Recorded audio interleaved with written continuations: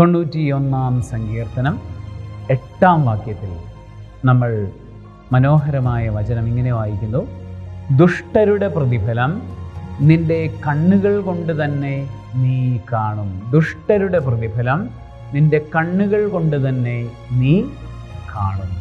ഇതൊരു വലിയ ആത്മീയമായ അഗാധ തലങ്ങൾ നമുക്ക് വെളിപ്പെടുത്തി തരുന്ന ഒരു വചനമാണ്. ബൈബിൾ ദുഷ്ടൻ എന്ന് വിളിക്കുന്നത് ആരെയാണ്? ദുഷ്ടൻ എന്ന് വിളിക്കുന്നത് പിശാചിനെയാണ്. മനുഷ്യരെ ആരെയും ബൈബിള് ദുഷ്ടൻ എന്ന് വിളിക്കുന്നില്ല.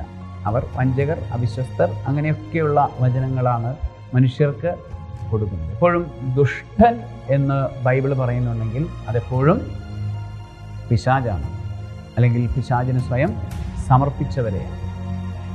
ദുഷ്ടരുടെ പ്രതിഫലം നിന്റെ കണ്ണുകൾ കൊണ്ട് തന്നെ നീ കാണും.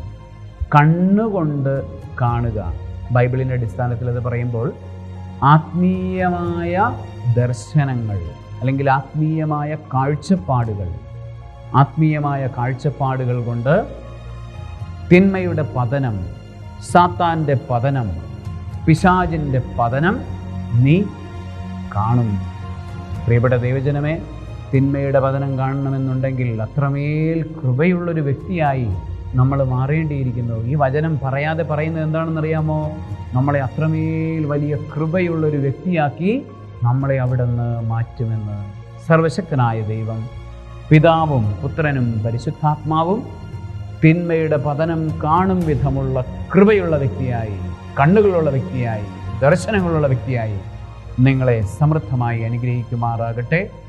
മാറ്റി സമൃദ്ധമായി അനുഗ്രഹിക്കുമാറാകട്ടെ. ആമേൻ.